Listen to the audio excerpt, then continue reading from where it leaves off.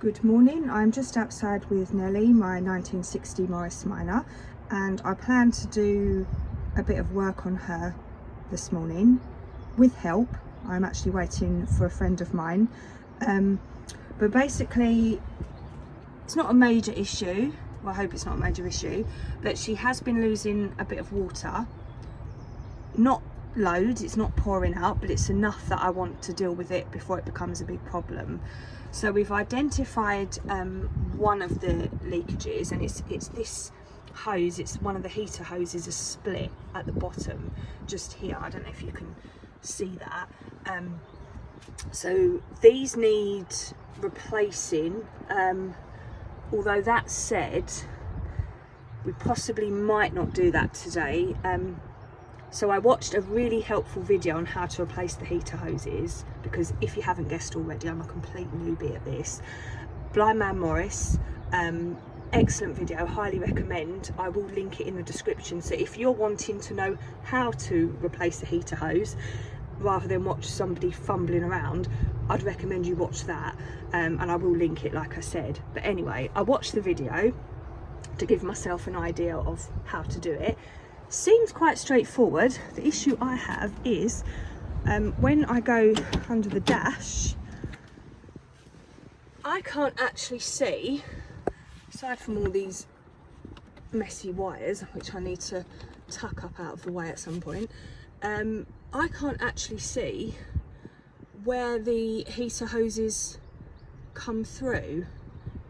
I suspect that they will be up in the glove box, and I might have to take the glove box out to get to them, which is a bit more work than I anticipated today.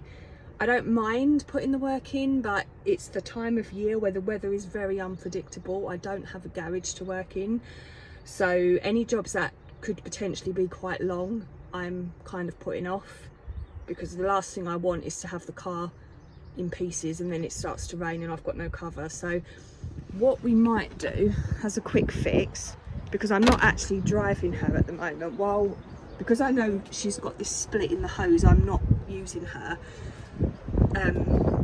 just in case it suddenly, you know, completely splits and start losing water at a rapid rate.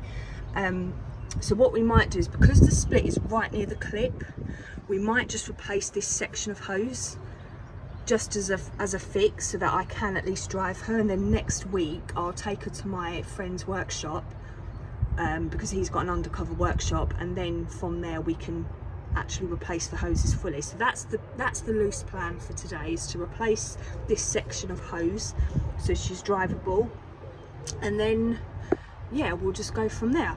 And I also need to get underneath, because one of the other places she's leaking is from the bottom of the radiator. I suspect it's the radiator and not the hose, but I need to get under and have a proper look and figure out what's what. So, but anyway, so that's today. So we'll see what happens. My friend Terry should be arriving within the next sort of 15-20 minutes, so I just thought I'd do a very brief intro, even though I've rambled on for ages. And yeah, I will catch you in a bit. So we're just lifting her up so we can look at the radiator. I've never done this before. So what do I do now? Pump away.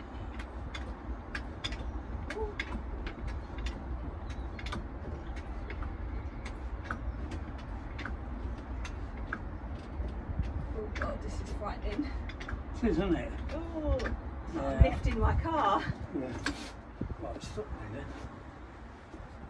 So once we had Nell up on stands, we started up the engine, because that seems to be when the leak's more apparent. And as you can see, I'm now underneath her trying to work out exactly where the water's coming from, whether it's the hose or the bottom of the radiator. And it looks like it's the bottom of the radiator. As it doesn't appear to be a major leak, I will come back to this issue, probably next week when I can take her to my friend's workshop. So instead we move on to repairing the split heater hose, which is a problem we need to fix today so that I can drive her. We're just disconnecting the battery first. Because, just in case we end up with fluid everywhere, hopefully not, but... No. Right, okay, so the battery is now disconnected. So now, I need to undo this, but... Well, I've undone that for you. Alright, Terry's undone that for me. So, what we've got to do now is pull that off and then quickly Catch the fluid. catch the water now.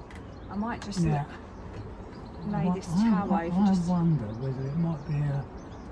Have you got any of these thingamajigs? cable ties. I've probably got in my Let me have a box. look in here. I take this off, Wiggle it, just wiggle it off and then pop it in there. Yeah.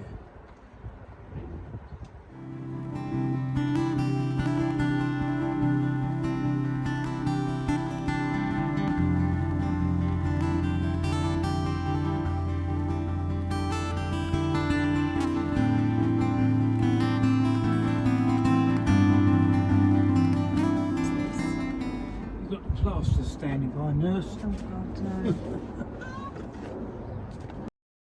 Okay, so I apologise, but I got right in the way of the shot here, so I'll just explain what's going on. Basically, after we cut the damaged part of the hose away with a Stanley knife, because it just did not want to come off the copper pipe, we replaced the damaged part with a fresh piece, and we used a small length of copper pipe in the middle and joined the two ends, and then clipped it on either side. I will show you in a moment what that looks like, but that is basically what we're doing here. I'm not sure if it's supposed to be bubbling, although we did use washing up liquid to lubricate it, so that could be why that's happening. Okay, we have just taken Nellie for a very quick run, probably about 5-10 minutes, just in case we had any problems. We didn't want to go too far, but it looks like this is holding, so it is a temporary fix until I can replace the whole thing, but it looks like it's holding. It's nice and dry, there's nothing leaking out. Previously all the coolant was coming out of the crack at the bottom and it was all coming here and dripping down, and all of this was soaking. So as a temporary fix, I think this might be okay, at least until I can get it to my friend's workshop and replace the hose completely. But yeah, so good job.